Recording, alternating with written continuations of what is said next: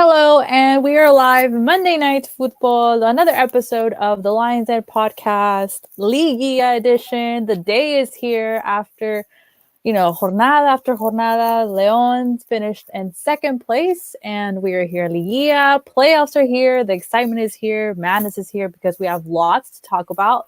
Definitely everything Club León in English, talking about the recap versus Xolos, talking about everything Liguilla at this point, matchups, predictions, what we think, best team, worst team of the season, and obviously our playoff match versus Morelia, which will all have a special guest from Monarcas English helping us preview this game. So we are here another Monday Night Football. As you can see, my co-hosts Carlos and Louis. How are we feeling tonight, guys? Feeling good. Awesome. Second place. Good win on Friday. Let's get the show started. Oh, I'm well. Yeah, feeling good. Yeah. Awesome. Again, another Monday Night Football. Like always, we talk about the previous match, kind of recapping everything that happened, lineups and all that stuff. But before we dig into the recap versus Xolos, we have some kind of breaking news. Obviously, it's been circling around for the past couple of weeks. As always, we have a JJ Macias segment every single week where we talk about rumors from JJ Macias, anything that we've heard, anything, if it's, with Chivas, if it's a European club interested in him. So we'll start off with our JJ Macias segment like every week. And a source to the NA tweeted out that the buy is finalized. Apparently, JJ Macias is Club León's in exchange for two players, which is Pocho Guzman and Eric Aguirre. Guys, how are we feeling about that? Obviously, we still need it to be, fine, official, official. If it's not, Facebook official, it's not official, kind of per se. But how are we feeling about that? What do you guys think? Thoughts? It's good. I don't expect them to make it final. I think until maybe towards the end of the season. Hopefully after we win La Octava. And but I think it's a good move. Each party gets what they wanted.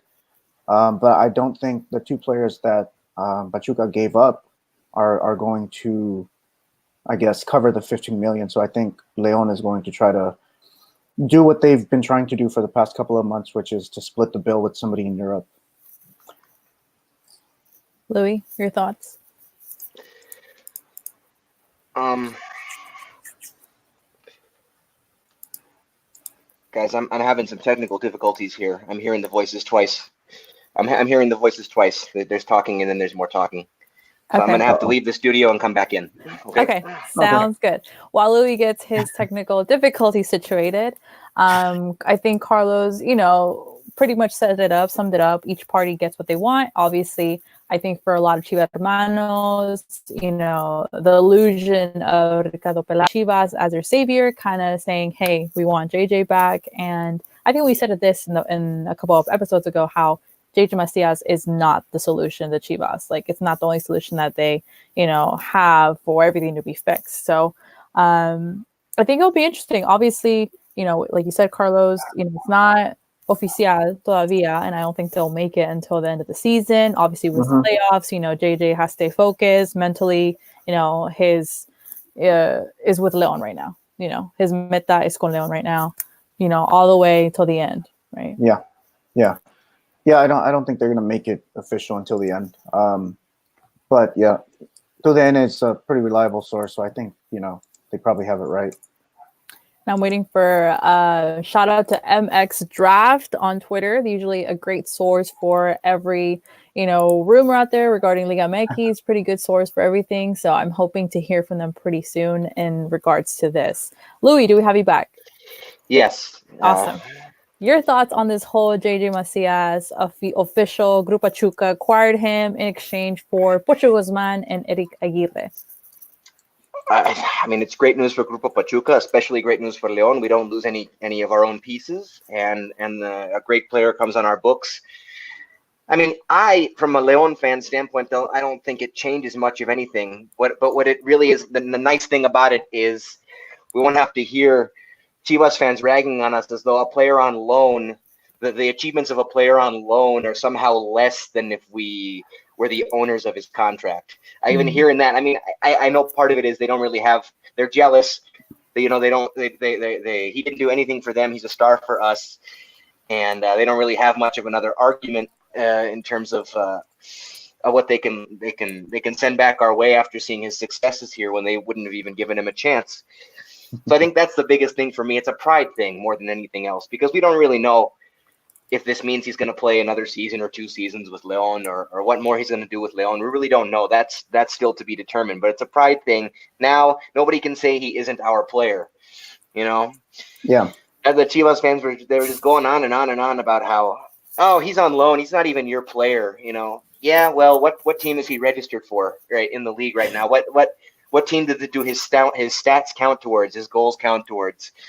You know, if he scores a goal, that helps us win, not Chivas. You know, it's just, I don't know. It's a silly argument. But so that's, for me, that's mostly what it is, because beyond that, we don't really know what it means for his future with the club. Definitely. I think, you know, what we can say, like you said, he's currently with us. He had a great season last season. Obviously, there's been a kind of a goal drought in regards to this season for a bit, but we expect him to definitely bounce back and definitely leave his mark in La Liguilla and finish what he started last season, as we did, you know, miss him during the final. And yeah, I think you're right. I think, you know, the good thing is that he's ours. We have yet to determine, like you said, for how long, what's it going to look like, but it brings a smile to my face, because now Chivas hermanos can just shush forever and be like, Leon is home. And we've always known that. The day he stepped onto the cancha, Leon is home to him, because he left his mark. It was not like it was much of an argument to say that he isn't really our player because he's on loan. Not that was much of an argument, but now they don't even have that. Yes. So, so that does make me smile. Yeah. Definitely. So that is good. We hope JJ stays focused on the goal to winning La Octava for Leon, and just definitely giving him another, I guess, boost of confidence looking forward into his career. Anything you guys want to say before we sum up this JJ Macias segment? Yeah, Louis, do you want to talk about Moises Munoz and how he said that he was probably certain that JJ Macias was going to end up with Chivas again? Moises Munoz is had a great career for a number of teams and the selección, but now he's an ESPN lackey. So I mean, he's got to cater to the populism that Chivas represents. Even though, I mean, he's more than anything an Americanista, so it's a little weird to be talking in those terms. But no, I mean, he's got to pander to the popular teams. I get it. I mean, he's working for ESPN now, so that's just kind of the way it goes. But I'm glad to see him. I'm glad to see his theory debunked. That's for sure.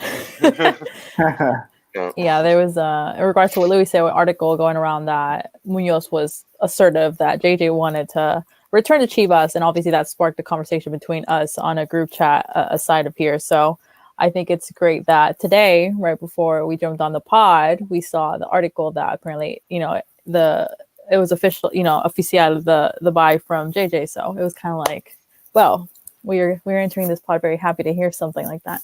As we've been coming along weeks regarding JJ. So definitely we'll hear about it the next couple of weeks after La Liguilla is over. Hopefully after Leon wins, because that's the goal. But yeah, so that sums up JJ Macias segment. We just started with that out first because we had some breaking news. So now we're going to jump on to the recapping Xolos versus Leon in Tijuana. Louis and Carlos were there.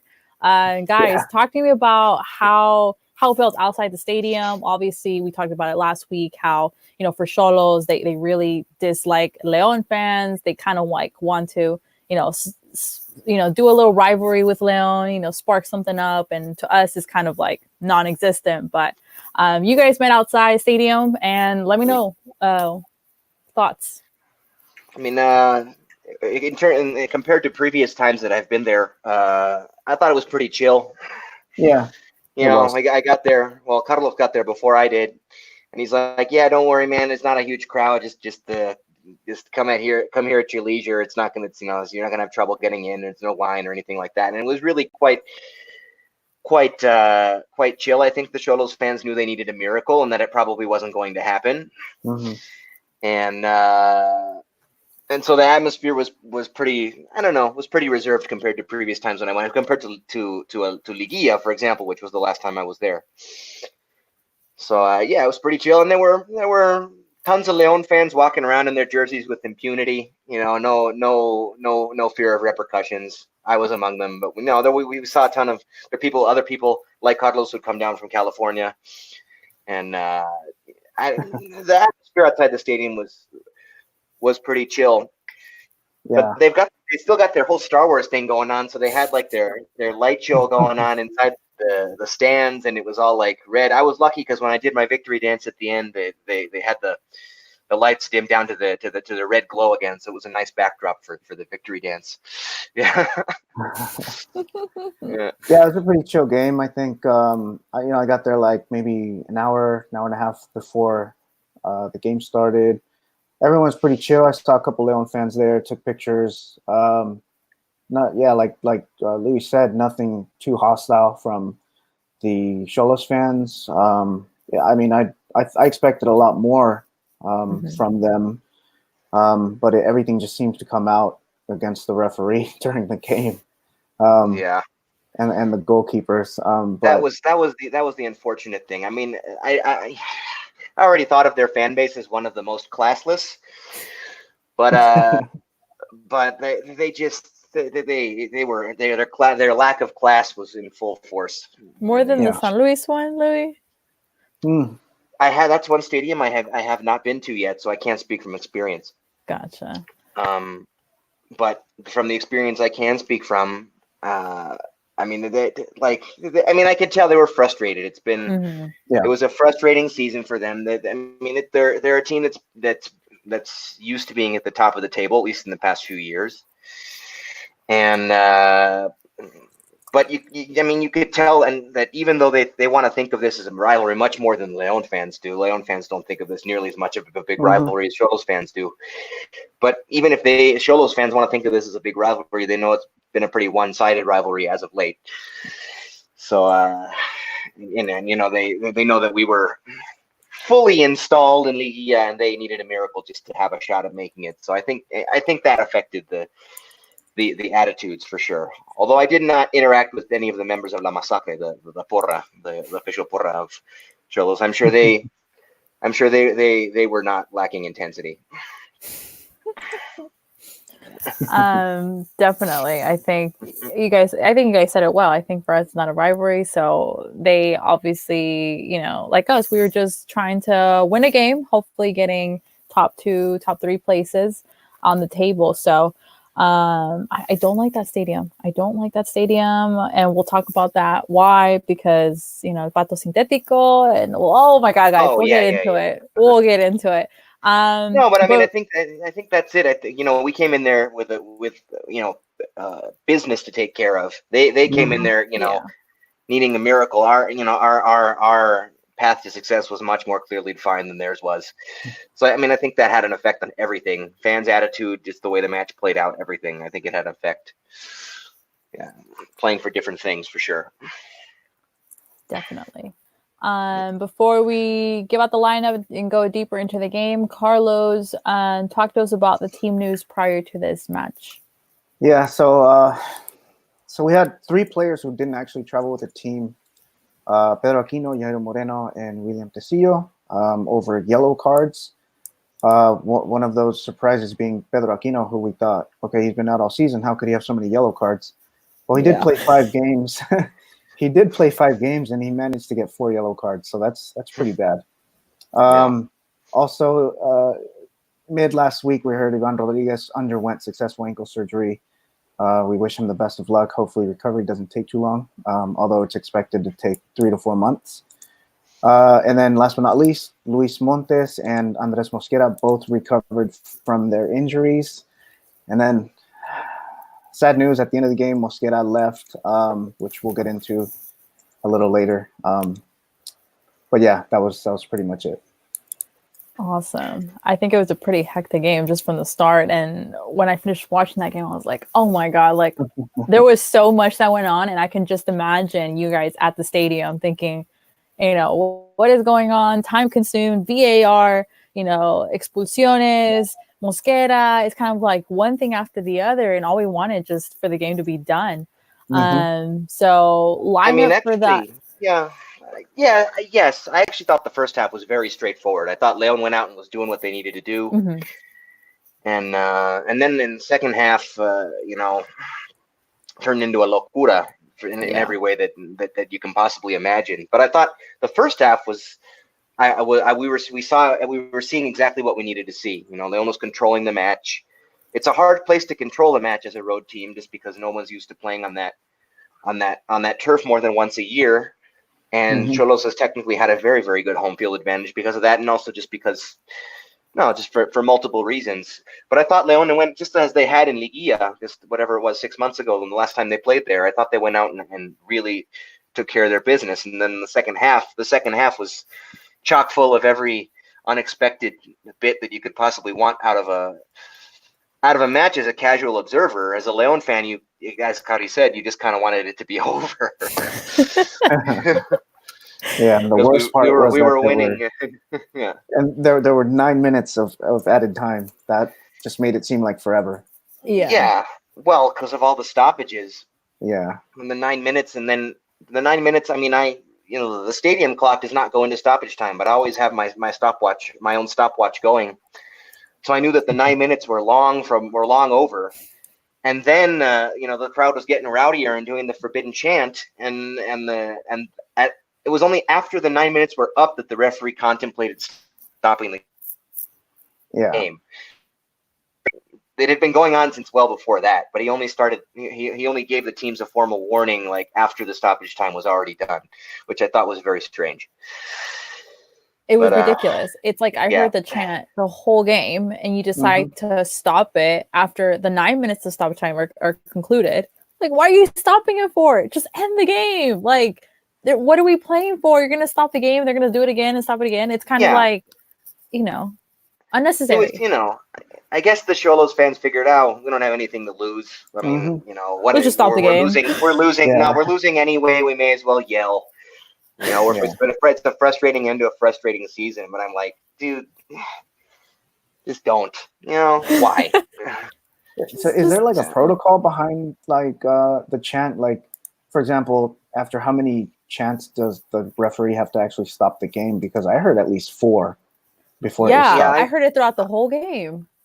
So is there no protocol? I'm not sure how many it is before they issue a warning, and then after the warning, the next step is to suspend the match for 10 minutes, something like that. Yeah. And I think that's what he was about to do, but suspend the match for 10 minutes when you've already played more than the 9 minutes of stoppage time. That was just, I don't know. That doesn't make sense. It was just a whole lot of unnecessary drama. I agree. It was just unnecessary. So lined up for Leon that night, Cota in goal, Navarrito, Nacho Gonzalez returning to the starting lineup, which is a big surprise. Duo with Miguel Herrera Kiwa, Osvaldito as left back, Meneses and Ochoa holding the mid, Joel Campo on one wing, Men on the other, Sosa and Macias in punta. I think it was interesting. Obviously, we know no Yairo, no Tecillo. I honestly thought Chapito was going to start from the beginning, and I thanked God over and over again that we did not thank you, we did not start him, because Mosquera ended up getting injured early second half, and flashbacks, like obviously it's happened before. Sebastián Mas in 2014, that same cancha, Mejia 2016, and now Mosquera last game right before Liguilla. And even Nacho said kind of felt like, man, I really shouldn't have played him, Well, I was just about to say it was a poor decision on the coaching staff's part. Yeah. Because the game situation did not in any way necessitate that they put him in the game. Neither him nor Chapito. Luckily, Chapito didn't aggravate his injury that we know of, but there was just no need for either of them to play. There really was not. Yeah. I mean, I could understand. I thought beforehand that these were very important 3 points. If it had been a tie game or losing or something, we really needed a result out of it. I could see maybe, but just, we had a comfortable 2-0 lead and playing a man up. Just there's no reason to make those kind of substitutions in that situation. Yeah, when I saw that Nacho was coming out, because I think Mosquera was substituting in for Nacho, I thought Nacho Ambriz was actually going to go with the 3-4-3, as opposed to having four defenders. We saw Mosquera come in there, literally like 5 or 6 minutes right after coming in. He blows that knee. Just terrible injury. I think I don't know what you guys, but I think Nacho had a good game. I just saw him kind of slow in a couple of plays, which I think that's why maybe he made that substitution. Whether it was the right or the wrong, I think it was a wrong, obviously what happened, but I think that's what was his motive. Obviously we've had defensive problems all season. I think Nacho held up pretty well. I think it's just got to a point where, he can't last the full 90. We have Mosquera on bench. Why not sub him in, kind of get his feet wet again, back into the rhythm. And it's just unfortunate because, he just came back. Obviously, like Luis said, not the best decision. And just that cancha, maldición de esa cancha, Yeah. Yeah. Yeah. Well, I mean, I think the shorthandedness that we started with, he'd been talking about how in the preseason, he'd played Osvaldo Rodriguez as a central. And, I'm fine with subbing off Nacho because I agree he's not ready for 90 minutes yet. Probably. But I'm fine with subbing him off, but not subbing Mosquera on in his place. That was a poor decision. The problem is we didn't have anybody else. Our options were limited for sure. Yeah. Yeah, because we only had Pozos, Godínez, John Cardona, Mosquera, Leo Ramos, Montes, y Fidel Ambriz. But again, playing a man up, I think you can afford to take a few chances there and put in someone who's maybe not who really plays that position, or maybe go offensive, really going for the kill. If you experiment that way, take chances that way, make those kind of careless decisions, not the kind that lead to this kind of injury. Yeah. Yeah, I would have preferred to see John Cardona in there as a holding mid, and then just take out Nacho, and then just play a 3-4-3. Something like that would have been far more preferable. I think that would have made more sense. Yeah, it's just too risky. It's too risky. I get maybe not wanting these guys' first match back to be thrown into the fire of Liguilla, but I don't know. It's not just gonna look back on this as a poor decision in his coaching career. Nacho Ambriz, that is. Yeah. Yeah, I would say. And he knows because post conference he kind of his face read it all. It's just very unfortunate. I should have reconsidered. Not subbing him in, and obviously, as he said, football things happen. It's just Mosquera has always been a good and a bad in some situations, whether he scores on us, but he le recupera eso by him scoring a goal or something, but he will be missed. He will be missed. He makes a lot of mistakes, but he always makes up for them. Yeah, definitely. Campbell, but I will say, I mean, I liked the way Nacho Gonzalez played. I thought he was solid. Yeah, I mean, he's slow, but his leadership on the pitch is unparalleled. And I mean, and his aerial game too. I mean, he almost scored a goal. He was like a foot off from scoring a goal. That's true. Yeah. I mean, hopefully he saves that for another final. But I mean, he looked good. He did not look out of place. And I mean, I don't remember a single moment where you're like, oh, that Nacho mistake almost cost us something. I really don't remember that happening. No. So, I mean, now that, even if you guys aren't in agreement that he should be the starter going forward, it's nice to have him as an option, especially now with Mosquera out. Definitely. Go on, Carlos. I was going to say the only reason I wouldn't consider him a starter going forward is because he hasn't been playoff tested in couple of years, and on the bench we're going to have Ramiro Gonzalez, who just came off of a long playoff last season where we reached the finals with him. So I would much rather have Ramiro starting in his spot. Yeah, if Ramiro is healthy, he is probably on paper a better option, and he probably will be the starter. But I would be perfectly fine. I'm not gonna, I'm not gonna be like, oh, we're gonna have a hard time because Nacho Gonzalez is in there. No, nothing like that. I think. Granted, I mean, the competition's only going to get tougher as the Liguilla goes on, and he might he'll be tested by any of the Liguilla clubs more than he would be by Xolos. But I don't know. I thought he looked good. There was not a single moment where I was like, I was not a single moment where I was like, we are not going to be okay if we have to start Nacho Gonzalez. I never thought that. Yeah.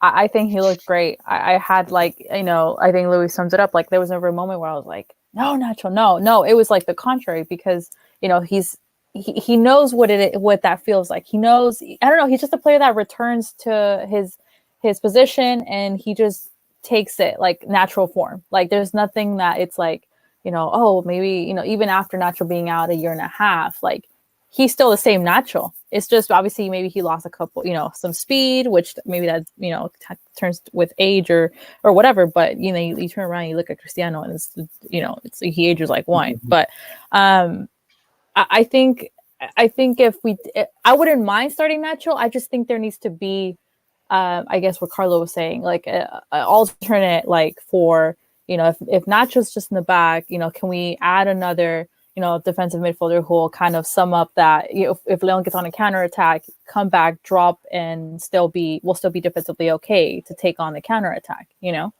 Because if we look at going forward, like, Santos, Adrian Gonzalez, Brian Lozano, if we look at Monterrey, okay, we have, we got to think of it that way as well. But I mean, I think he looked great.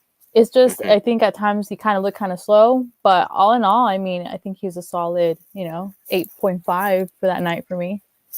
Yeah, well, I mean, we have to remember, Ramiro or not, Tecillo and Jairo did not play in this. They are indiscutible starters on this roster, and they didn't play. And they will be playing moving forward. And Tecillo is a big counterattack threat. I mean, I think he's one of the players who's covered more miles of running in the entire league, and that's because he's so involved, both in his center back position and on the counter, and even coming up in the attack. And he wasn't in there, and he will be in there moving forward. So I mean, him in there with Ramiro, a theoretically healthy Ramiro who stays back a little bit more to play more traditional center back role. I think that's a good pairing, and that's probably the center back pairing if they're both healthy moving forward. But if something happens, if Ramiro's not ready, or if he gets hurt, someone gets hurt, I mean, we have Nacho as an option, and I think that's good. But regardless, Tecillo will be in there to play that left center back spot and be involved in pretty much all areas of the field. Let me ask you guys this. How did you see Osvaldito that night? I think there were a couple of plays where he missed his mark, but he did a really good job recovering. I think I saw like 2 or 3 plays where he was caught off his position, and he came up behind the defender and knocked the ball loose. I think he had a really good game, just given that he's only started, I think, was it 1 game or 2 games? Yeah. So he's a good option off the bench. I'm pretty sure he's the option off the bench after Jairo. But he's really good. Right now, I don't think defense is my biggest concern. I think we're pretty nicely stacked there, given that Mosquera's out with an injury. I think this team in these playoffs is deeper than last year's team. So I don't think we should have any trouble in any position. Not only are they deeper, but we have a lot of guys who look to be starters in Liguilla who have not played. I mean, they're coming off a lot of rest. They're not. I mean, if Aquino is healthy, I don't see any way he isn't the starter in the holding mid going forward. And he's hardly played. He should be fresh. Ramiro coming back should be fresh. Chapito should be fresh. I mean, yes, and out of rhythm perhaps, but fresh legs. You know what I mean? They Yeah. haven't. They're not going to be playing winded. They're not going to be playing on heavy legs. We really struggled with that. We had such heavy legs and no options to replace them as we raged on through the Liguilla last season, and that just I don't see that being an issue.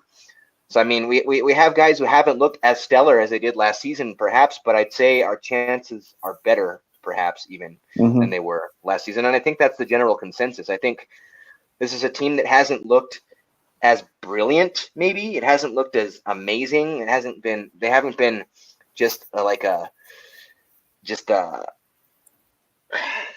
it haven't been like a show business type of team to watch as much as they were last season. But they look more solid, and I think they look like a team that less flashy, but maybe even better than they were last year. Better chances of winning a short tournament like a Liguilla. Yeah. So let's talk about Sosa.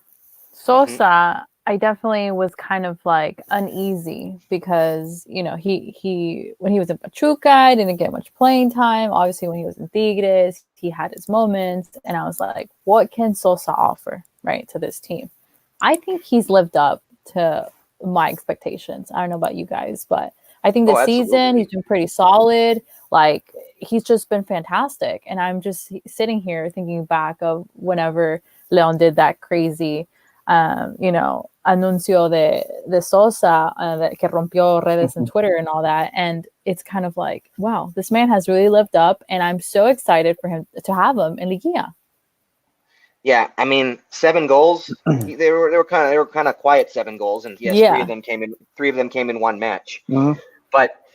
But 7 goals out of someone who was expected to be maybe your 3rd, 4th, or even 5th scoring option. That's pretty good. I think he's been very, very solid all season, and he's a variante that we didn't have last Liguilla that would have helped a lot. Yeah.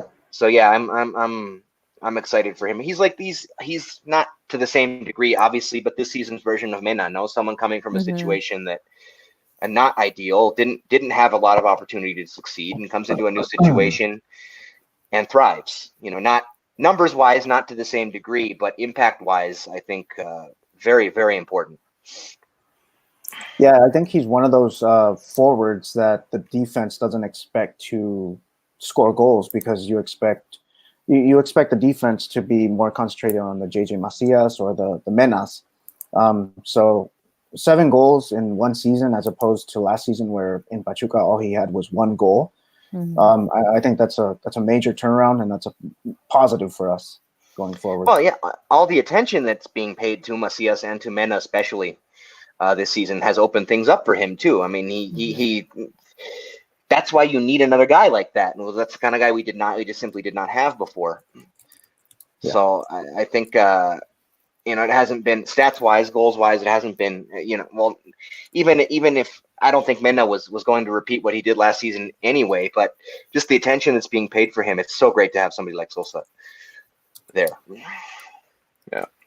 So let me ask you guys this, because me and Tom were talking about it on the weekend, but seeing how JJ's role this season has, throughout the games, we've seen him instead of a matador up top, we've seen him more kind of, constructing the plays, more kind of moves aside on the wing sometimes. And obviously we have a lot of scoring options, like we said, Sosa, Meneses, JJ, anybody, Chapito, all these other options of goal.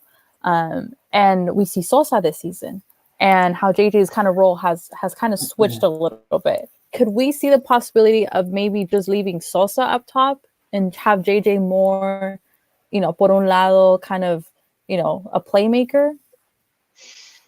Kind of switch, have Sosa in punta and JJ playing right behind him. I mean, I think JJ has shown us more versatility than was thought that was expected of him this season, playing on the wing and making plays for other people, even if he's not scoring himself. But I think I've mentioned this in one of the previous podcasts. I still don't think that plays to his strengths. Mm-hmm. I think he needs to be. I mean, he's the guy who needs to be passed to. He shouldn't be doing too much passing. I mean, I mean, yeah, it can have positive results. But he's just such a great finisher. He's the best finisher on the team, so he needs opportunities to finish. Your best finisher needs opportunities to finish. But it's certainly a positive that he's shown some playmaking ability out from outside the box. Yeah, I think so. I think at this point, I think I'd rather have Sosa become more of a forward playmaker than Macias. I think Macias is more of a target striker, where you get him the ball and it's going to go in. And also, I think when Macias drops and receives the ball and he tries to make a play, he oftentimes makes bad decisions. Yeah. He either loses the ball or he makes a bad decision with the ball, or he just tries to shoot it. So I think at this point, I would rather have Sosa be more of a playmaker for us. Yeah, and I think that's what his role was intended to be. He's found the back of the net a lot more often than maybe was expected of him, and that's certainly a positive. But yes, I want him more. Ideally, you want him more of a playmaking role, and Macias more of a finisher. Okay, cool. Obviously, this game goes by Sosa, fantastic goal, and Leo Ramos by penalty. And Mosquera with an awful injury, guys, that, as we know, his right knee, he's off 6 to 8 months. He's out. Yes, a patellar tendon tear. It's one of the worst injuries you can get. Yeah. Hopefully he's the same player when he comes back. He's still young enough to potentially make a full recovery from that injury, but we'll see. Time will tell. Yeah, definitely. And it certainly hurts not having that option for Liguilla and in the short term, and probably the first half at least of next season. Yeah. So, anything you guys want to add in the recap of Xolos versus Leon? I think that's pretty much it. Those last 15 minutes, job well done. Job well done. Until those last 15 minutes when everything kind of went nuts. Up until then, it was business as usual. We were the better team, and we looked like the better team, and we were taking care of our business. And then, it had to have that unnecessarily dramatic finish. But overall, and in spite of the nasty injury to Mosquera, I thought it was what we would have expected and wanted out of our team.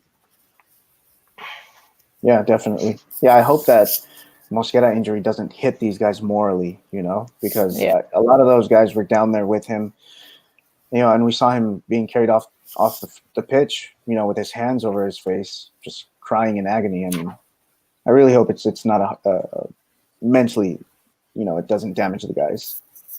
No, I don't think it will. I think hopefully it does the opposite. It inspires them, Yeah. Win it for the man down. And luckily, more practically speaking, we have options on the back line more than we did before. We still have Tecillo, Ramiro, not Mosquera, Herrera, Kiwa, and now Nacho as traditional center back options, and then they were talking about Osvaldo also being a center back option, possibly. I mean, we have options at that position. So, practically speaking, I think we'll be okay there. Yeah. So we should be right before we get into previewing versus Morelia, let's just quickly skim on another topic that has popped up. Mauro Boselli, Leon's Matador, has kind of spoke out and said, "Quiero cumplir mi contrato en Corinthians y deseo retirarme en León." 66 days later. La realidad es que yo tengo un año más en Corinthians, quiero cumplir contrato en Brasil y mi deseo sigue siendo el mismo desde hace tiempo, que es poder retirarme con la camiseta de León. How do we feel about this? I'm great with it, with several conditions. Okay. One, they can't offer him the type of contract that the Grupo Pachuca are notorious penny pinchers.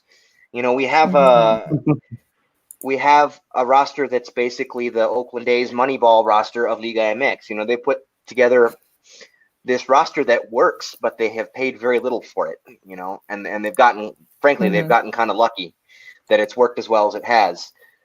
And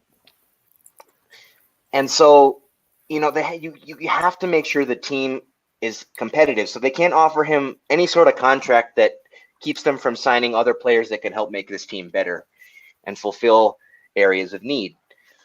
So, if, Jose, who's not here, was talking in our chat about a veterans minimum. I don't think that concept exactly exists in Liga MX. It's not a salary cap league.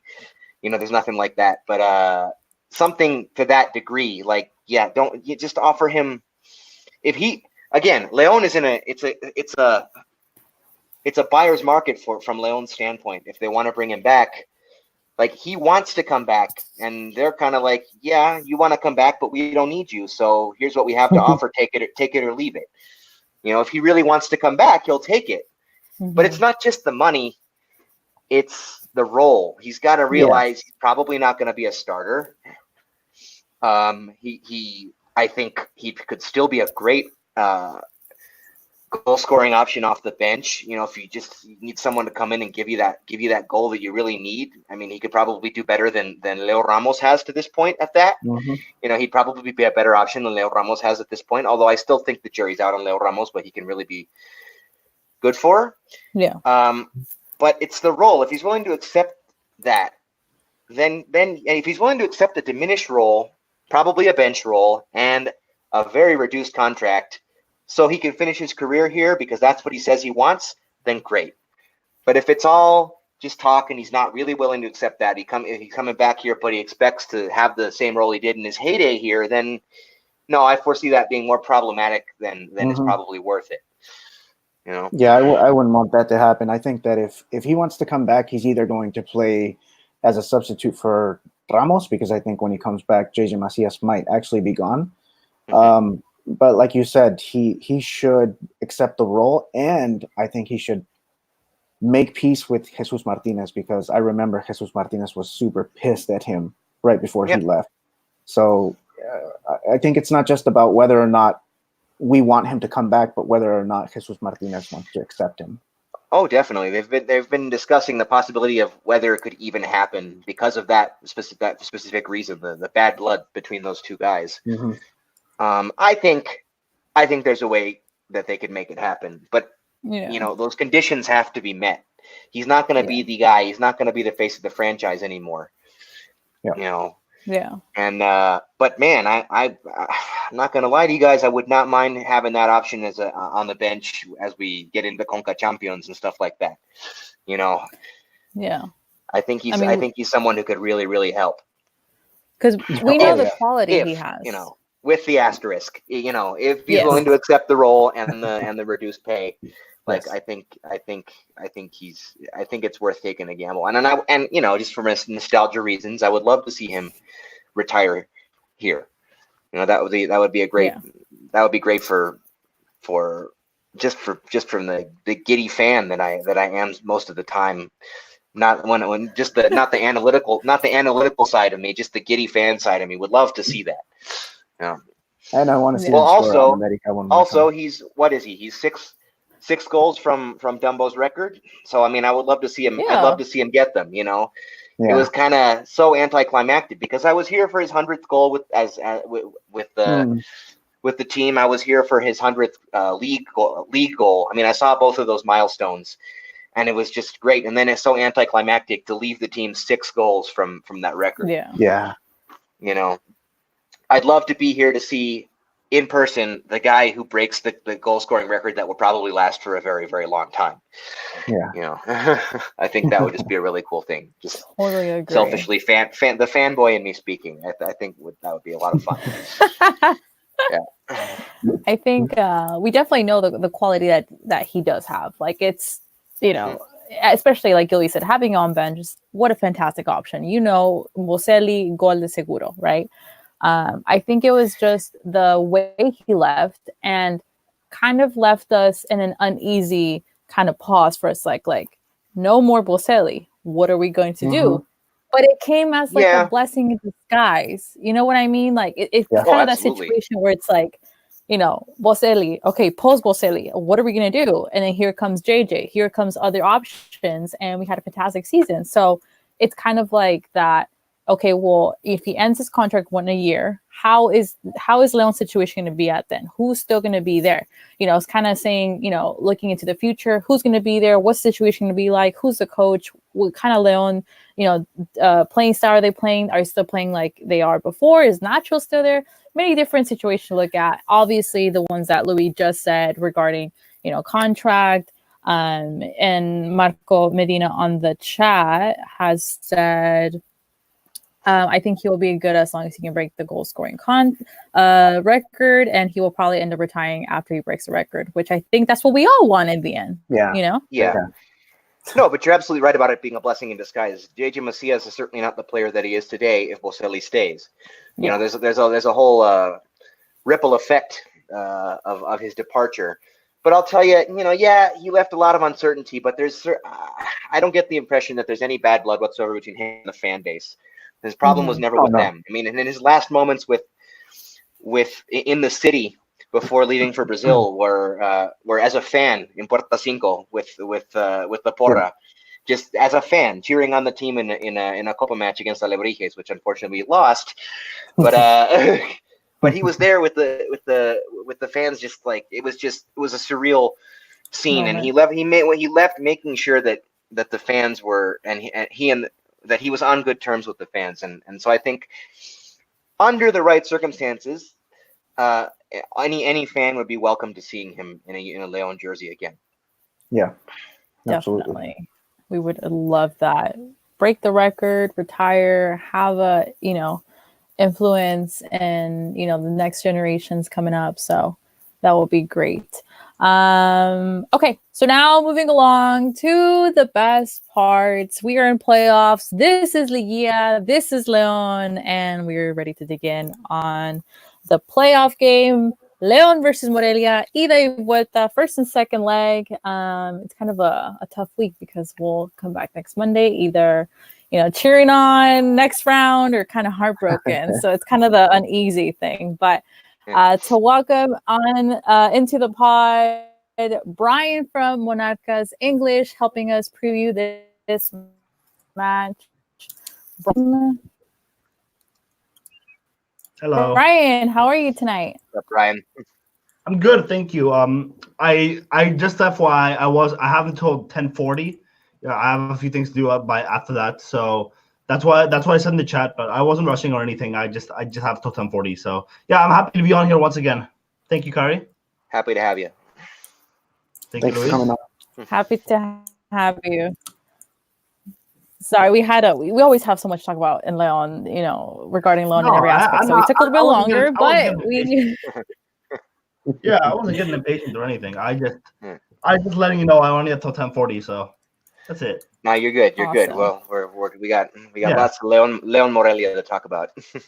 Absolutely. Yeah.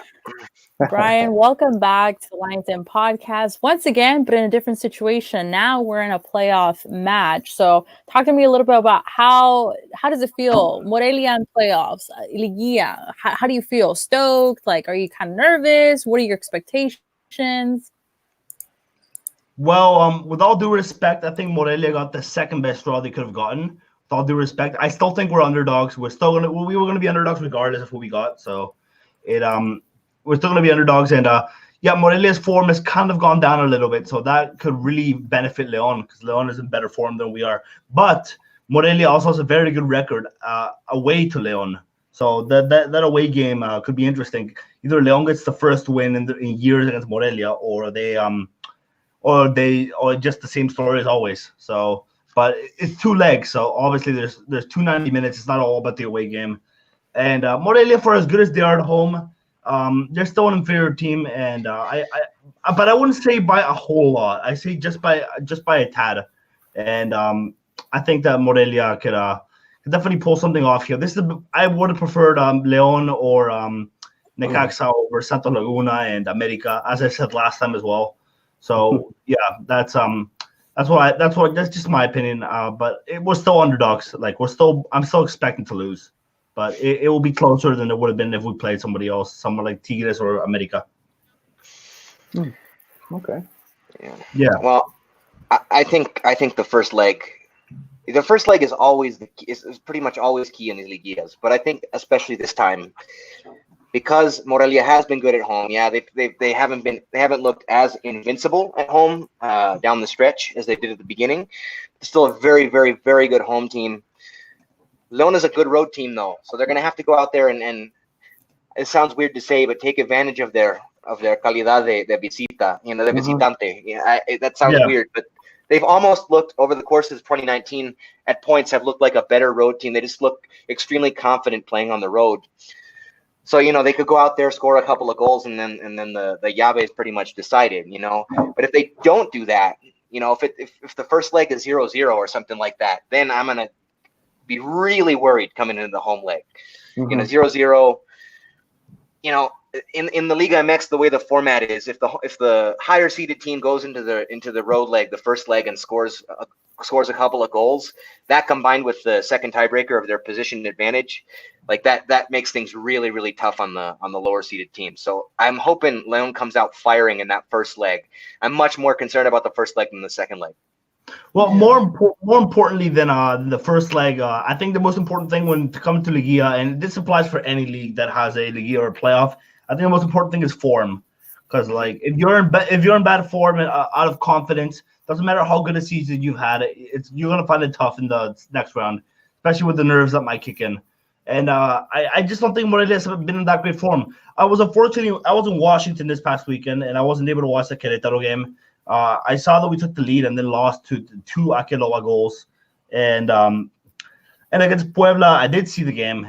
It was the game where I nailed the Aristigueta sub on Twitter. But it wasn't a great performance from. Yeah, I know Puebla slightly improved. Like they won 3-0 on the weekend, but still, I mean, it was at home against one of the weaker teams in the division, regardless of form.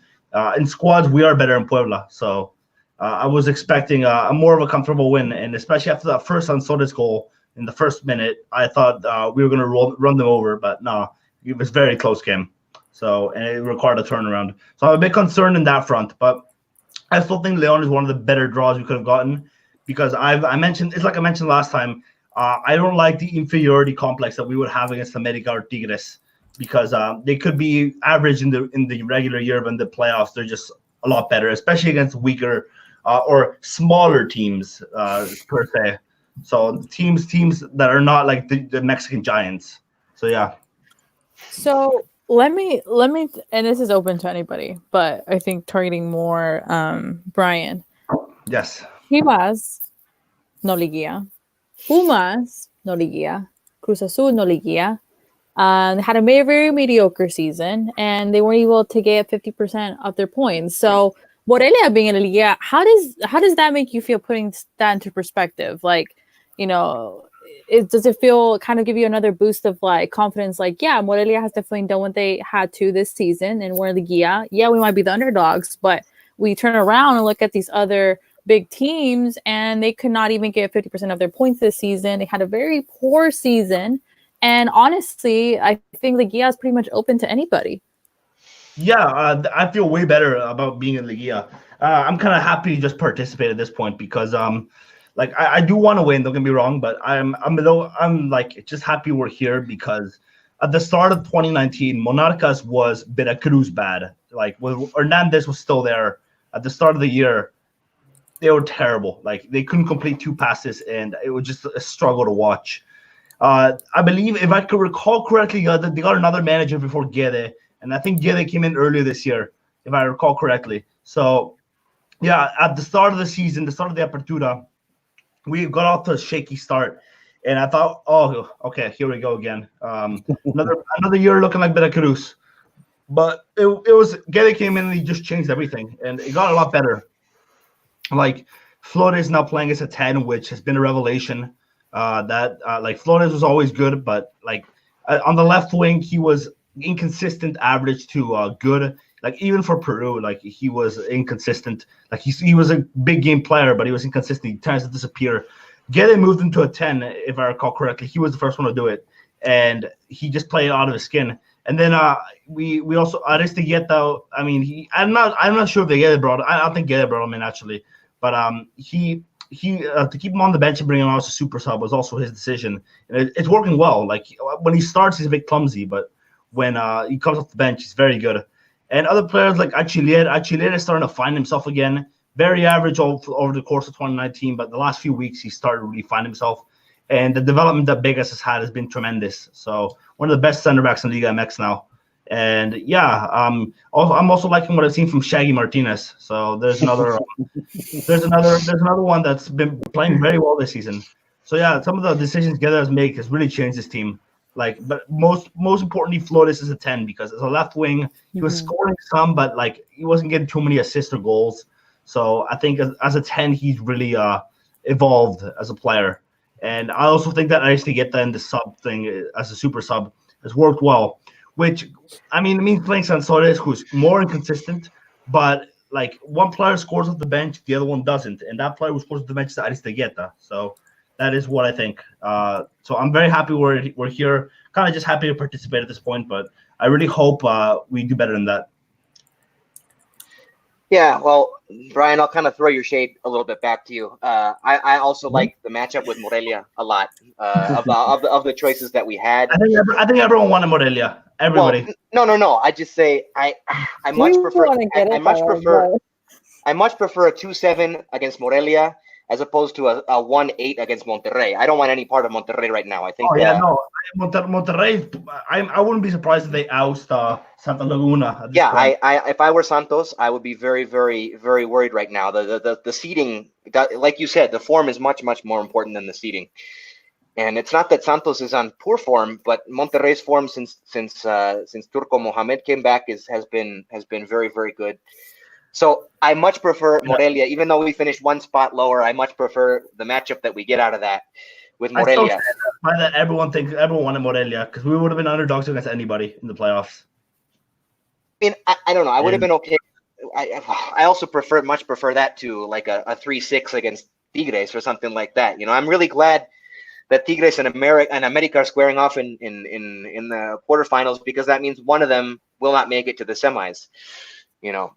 Yeah, but then the one makes it to the semis will play against one of us. So, well, we would if we make it through. We would play against Monterrey in the semis. I just checked. Wasn't it Tigres and America? I literally just checked, and that's what it said. We're on that side. Yeah, but the teams are reseeded after every round. Oh, So if 8 beats 1, if 8 beats 1 and 2 beats 7, then 8 plays 2 in the second round. Okay, I see. Yeah. So yeah, I mean, again, this is all just speculation. I like the matchup with Morelia more than some of those other ones, but you know, and if we could go out there and completely lay an egg in the Partido de Ida, and then it doesn't, then I'm not going to be thinking about which matchup was better anymore. You know, somebody in the comments just said Querétaro game was Morelia's B squad. That is true. A few players didn't play, like Flores, for example, he didn't play, but it's still like I still think that it's I still think we should have really done a little bit better there. The form still stands. Like even like the game before, León away, which okay, it's a tough game.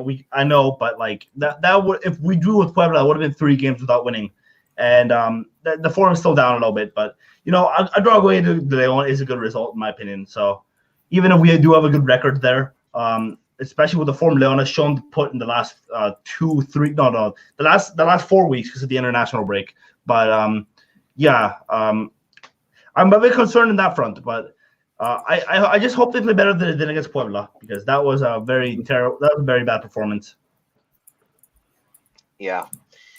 No, I'm just I like the matchup, but I'm never like fully confident, especially when you have to go play the first game away. You have an opportunity to really take control or to really let things slip away. So I've almost preferred in the past to be the lower seed for that reason, because you know that if you take care of your business at home and you control your own destiny with the away goal, you know, in the second leg. But overall, just as you like the matchup with us, I think we like the matchup with you too. Yeah. Definitely. It's, I it's, think it's definitely a good thing. and I think what we saw in regular season, we predicted a high scoring game, and I think this is just the same situation because of how both teams are. I do think Leon's going to come out with everything. I don't think they're going to keep anything, kind of saved. I think they're going to go out, attack, get the best result they can. Away, 3-0, 3-1 is what I'm thinking. I'm just hyped. But I feel like, this is the time where Leon needs to really break out and get in Liguilla mode and beast mode, what they kind of lacked a little bit last Liguilla. I don't know what you think, Carlos. Yeah, I think 4 points I just wrote down. We're a great road team, as Louis mentioned. We're also a great home team. And we're playoff tested, which Morelia isn't. And Morelia hasn't beaten any of the Liguilla teams this season. So in all of your games this season, you didn't beat any of the top 8 teams. So I see us coming out of this series with victorious, but it's not going to be easy. I think Morelia is going to really do their game like they did during the regular season, where we predicted a high scoring game and it came out as a tie. But I think it's going to be tough, but I think we'll come out. What's crazy for me is that I think the away game against Leon was one of our worst games this season. But maybe I'm being a little harsh. Like the result was definitely very good, but the performance was a tactical mess. At least for the first 45 minutes. I mentioned this last time as well, where like Shaggy was playing like center midfielder, but right back. There was like Aristigueta was also playing center midfield. It made no sense to me, but the draw was a very good result. We managed to reorganize ourselves. So I think that's definitely interesting to note. But like Carlos said, we did like one result doesn't really change that we couldn't beat the other 8 Liguilla teams. So like one result isn't going to change that fact. It's not going to cancel it out. The Leon you will be facing will have some different players than the last match that we had. The one we had.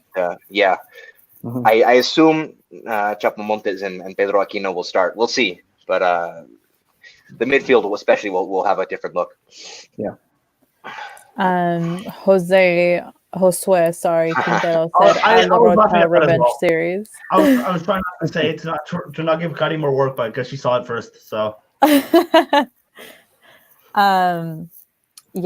think I'm very happy with Aldo Rocha this season. Very happy with Aldo Rocha and Osuna this season because I used to not rate them at all, but they've definitely improved. Back in the Rui Diaz and Valdez days, I thought they were the weak link of the team. But this season, I think they're one of the stronger players in the team. So that's definitely good.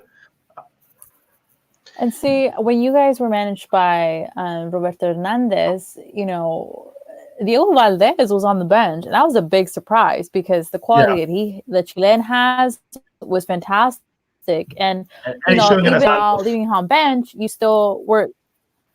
Yeah, I was saying, even with Valdez on the bench, you guys were getting decent results until it got to a point where, he had to go. And then now, Diego Valdez is with Santos, and he's kind of not the starter, but when he does play, it's fantastic. He's good. He's fantastic. He's awesome. So I think Morelia has definitely have a lot to prove. And I'm great. I'm happy to see them. Again, we go back to the other big teams not making it to Liguilla, and here comes Morelia, having a pretty decent season, and now in Liguilla, and who knows? It could be a dark horse team. And I think I agree with Carlos. It's not going to be an easy matchup against y'all, but I feel like we'll. If we do good, we get a job done in a way, like Louis said, then we should have no problem closing it out at home. Yeah. Yeah, I think to have Monarcas, Necaxa, Querétaro, and León all in the same Liguilla is I don't know, that hasn't happened in quite some time, I don't think. The thing that really benefits León is, as I said earlier, their form. So with their form, they're going to go blazing into the Liguilla, and that's my biggest worry about this match because I think I might be wrong on this. Like since our draw, I believe they've won 2 on the bounce. That's why they've won the second. So Like last pod, you were worried about not making it. I'm like, oh, you'll make it. You're 27. They will finish second. Like I was not expecting that. We're harsh on our team. We're a bit harsh because we expect nothing but the best. You know, they've risen in 2019. They've risen our expectations to astronomical levels. Yeah. Exactly. Exactly. Some great players in there. Obviously, my boy Pedro Aquino, who I said I've rated for a long time. I've also rated Angel Mena since he was at Emelec. I've actually even seen him live. I've seen him at the Estadio Nacional back in 2016, and Universitario made him look like Messi in that match. I always thought he was a good player, but markable. But he's in Mexico for a reason. So he was he's a great player. Angel Mena. He worries me a little bit. So yeah, out of all the players that worry me on Leon, there's another one whose name escapes me at the moment. And Mena's definitely up there, but there's another. Who? Jairo Moreno, maybe. Oh no, JJ Macias is also one, but he's not the one I'm thinking of. He's not the one I'm thinking of. I'll check quickly. His name is escaping me at the moment. Meneses, maybe. Yeah, him as well because he scored on us last time. So yeah. It's one of those, for sure. We have all these. Mena scored, JJ scored, Meneses scores, Chapito scores, you know. Yairo scores. It's just... our scoring has been very, very balanced all season, that's for sure. Yeah. For sure. No, Mena did not have a nearly as outstanding a regular season as he did last year, but he's primed to break out in Liguilla. We'll see. Who is? It might be the forward. Who was the forward for Leon again? His name escapes me at the moment. Campbell. Oh, Campbell? That's him. Yeah. That's who I'm thinking of. Yeah, his name is escaping me for a second. When I saw that signing, I'm like, oh wow, that's a very good signing. It was a very good signing. He's been a little bit inconsistent, but when he's looked good, he's looked very, very, very good. He had a monster game at the corner. Yeah, definitely. Okay, so here's a question for you all. Who worries you most in Morelia? Shaggy. Orejas Flores. Well, Shaggy has been great this season. Yeah. Shaggy's been very good this season. So. Sansores. Sansores doesn't scare anybody. Like, come on. Not even Monarcas fans rating that much. Orejas, maybe. I would say if there's anyone you have to worry about, Shaggy's definitely one. Orejas, yes. The midfield's good, but I think there's like no prime attackers that really scare anyone. I think Orejas is the only one. I think the one that does worry a little bit is the center back pairing for Leon, because we have some of the best. We have some of the most underrated center backs in the league. So, like I said, Achillier has kind of gone down, but like I said, also he's refining himself.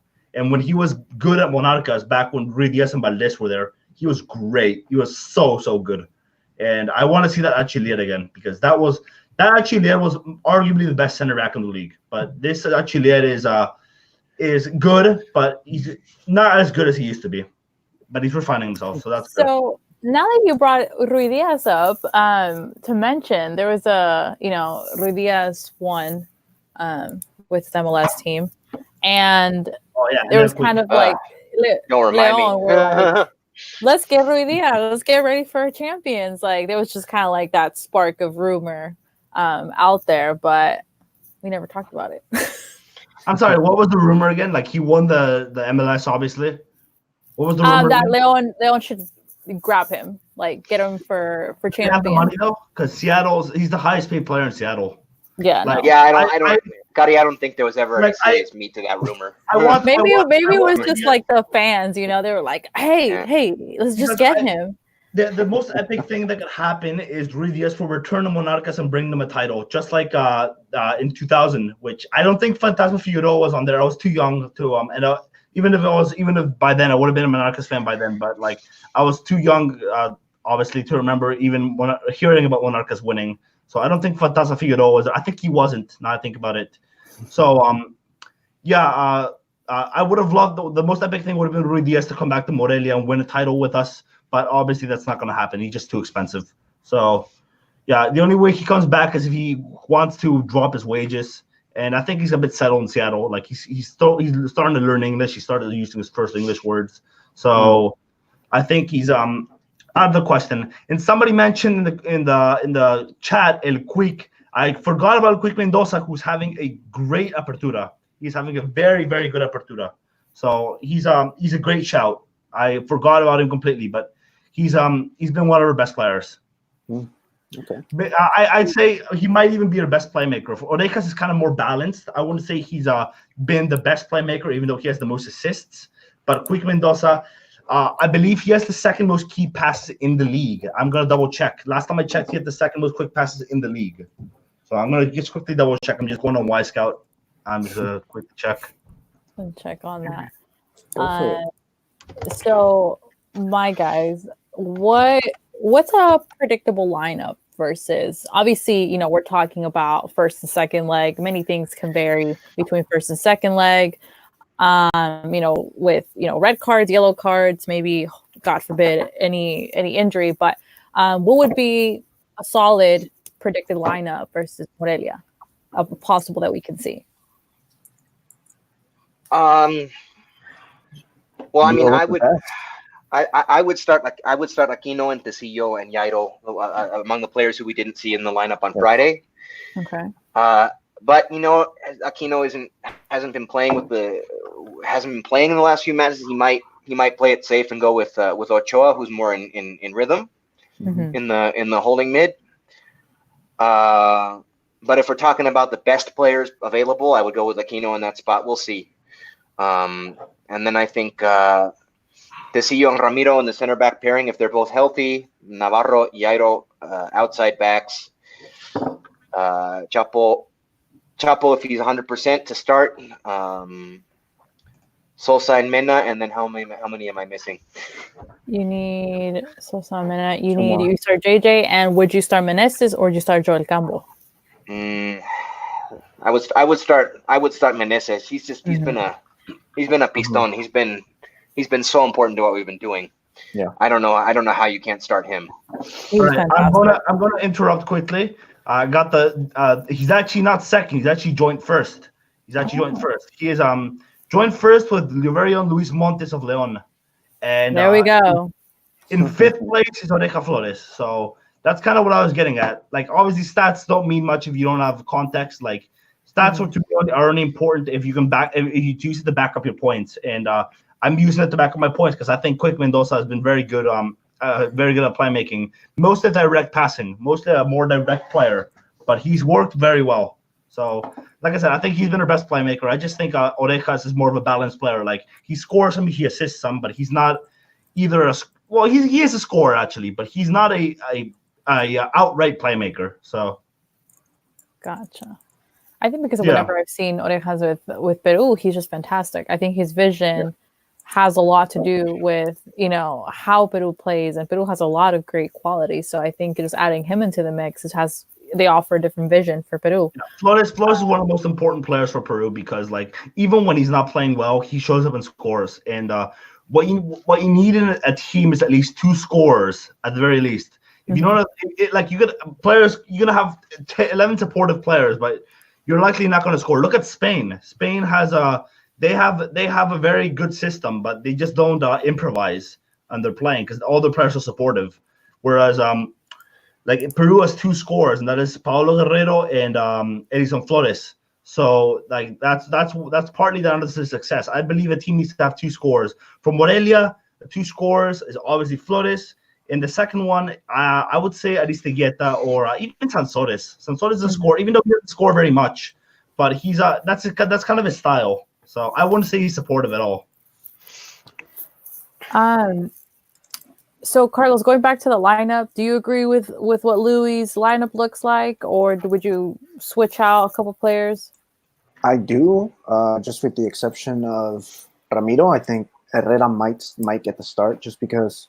Okay. You don't want to throw a player that's just recovering, into the fire. I think Herrera's the most in rhythm, so I think, I think he's going to start. But everything else, I agree with.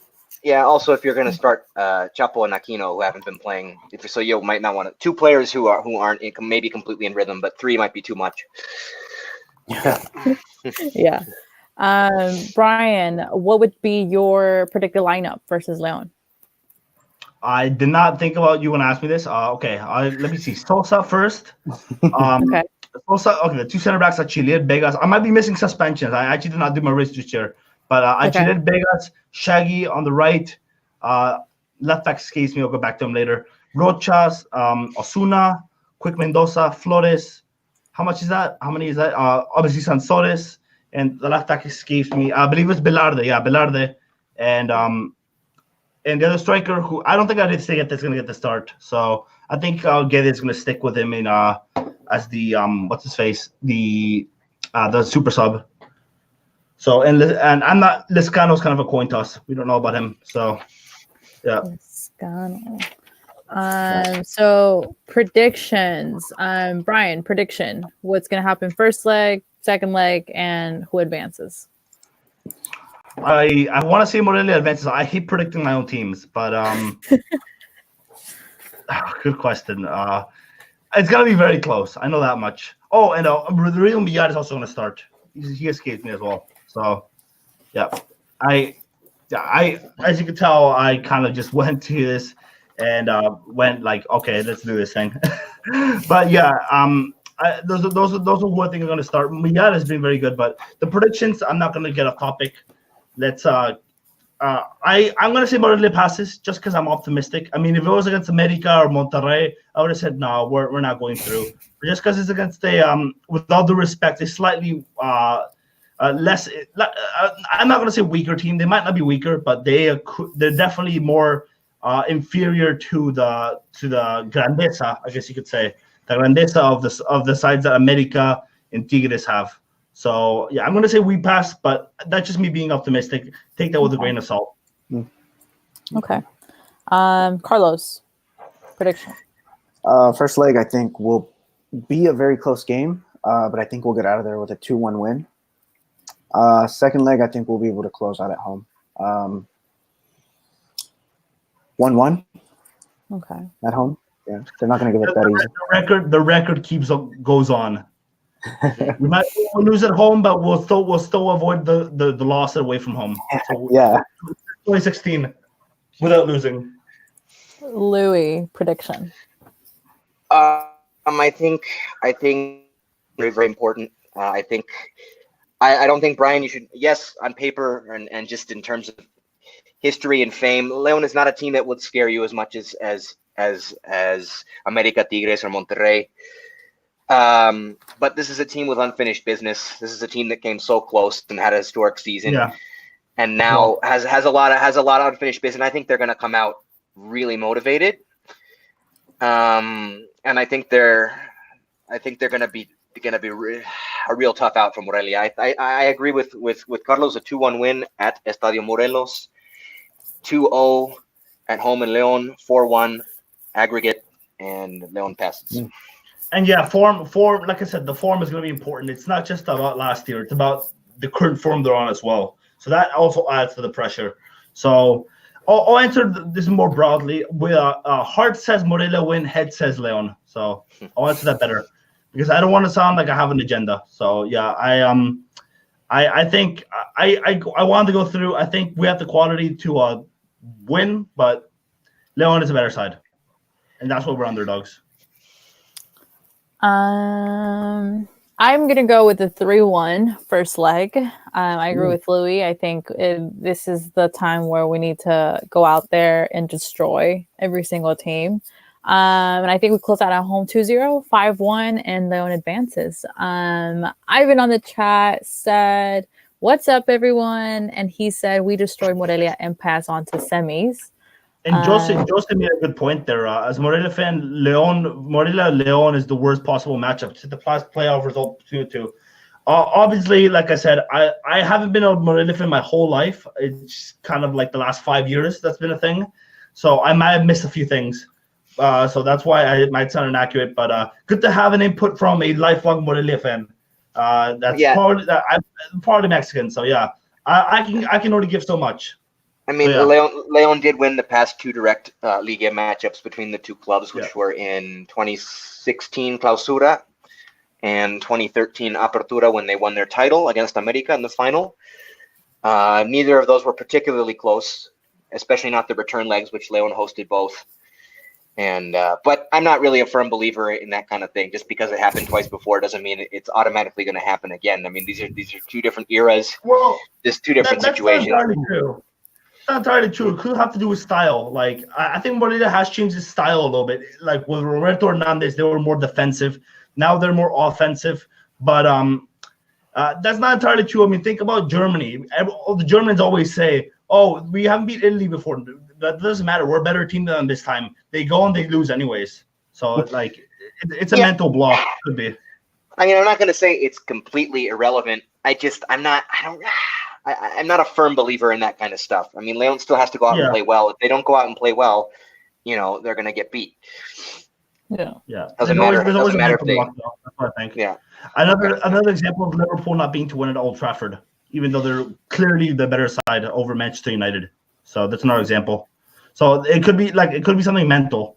Although I'm not sure why Morelia should be scared of this Leon side. I would, as a fan, I'm kind of worried without lying. But the players who most of them are foreign, and some of them have never played in the Liga MX before. Although not entirely true. There's a few like a lot of the players have been there for a long time, with the exception of Orejas and Aristeguieta. So that's not entirely true. But that's not the point I'm trying to make. Basically, it's like the mental block could still be there from the team. The styles could what's the word I'm looking for? The styles could like oppose each other.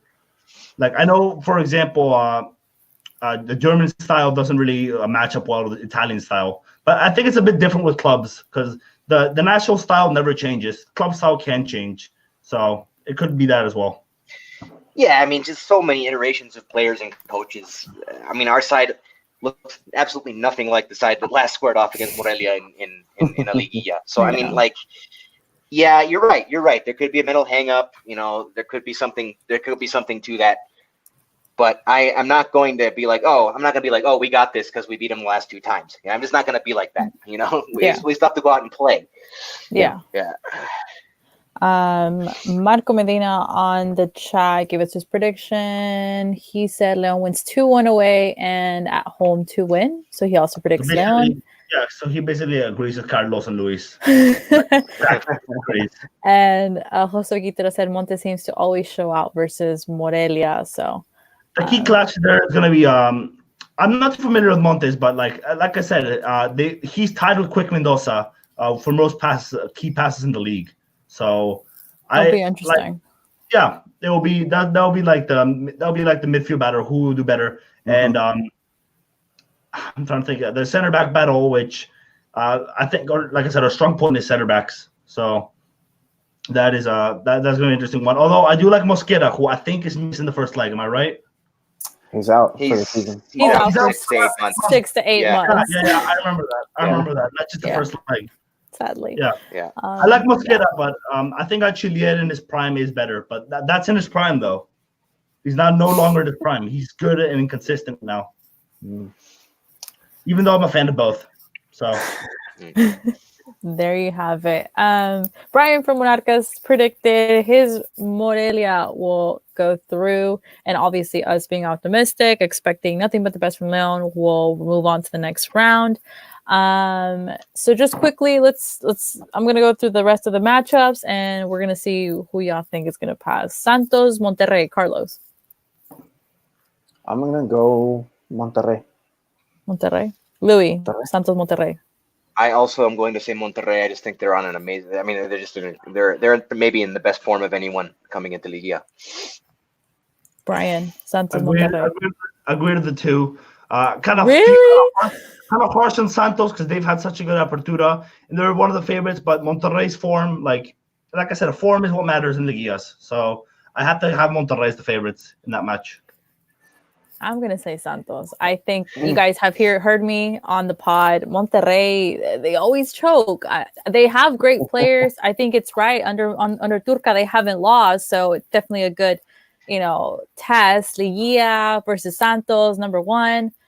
I don't know. I think Monterrey is going to come up short. I do think so. So we'll see. Tigres America, Carlos. Neither. Can I just say neither? Neither. We hate them all. If I had to choose, I would go America. Okay.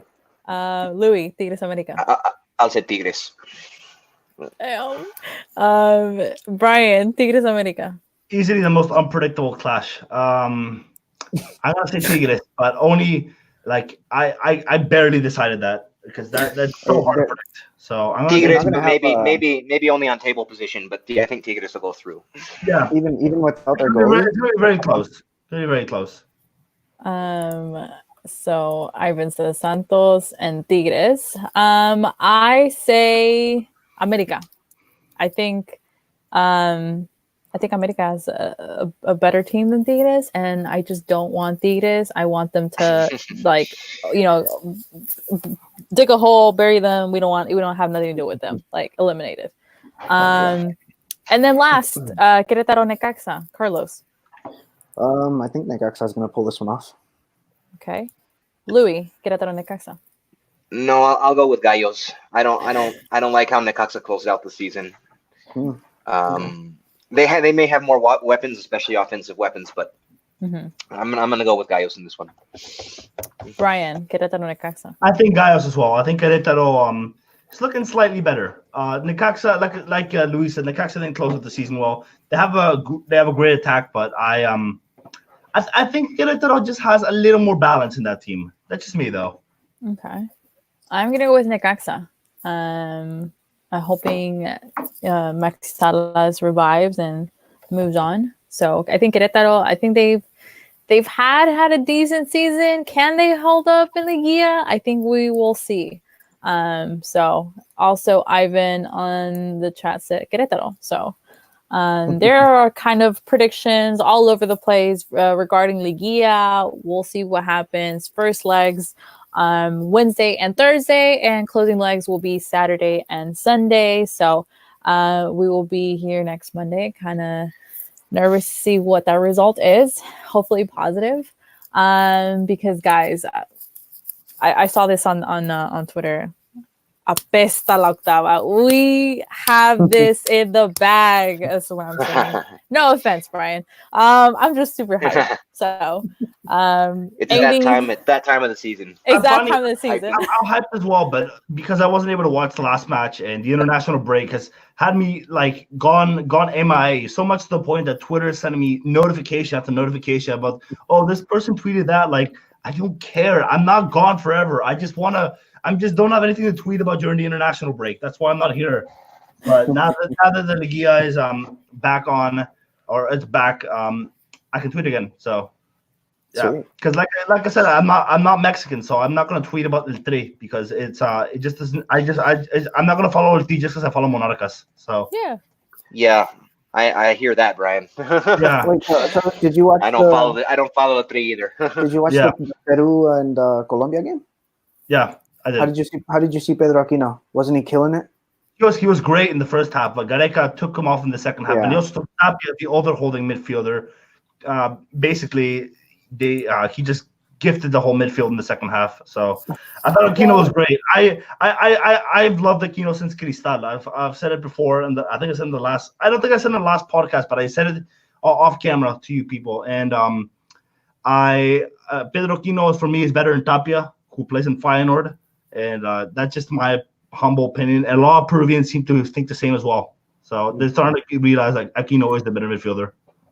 Nice. Yeah, he just can't stay healthy. He hasn't been able to stay healthy as a Leon player. That's my concern because he requested just to play 45 minutes with Peru, so at least he was looking out for Leon and saying, "I'm like playing 45, getting into rhythm, and then saving myself." Which, he had the option of leaving last season, and he wanted to stay. So it's just injury prone, and he's in 5 games, he has 4 cards. Like it's just not the best situation, but.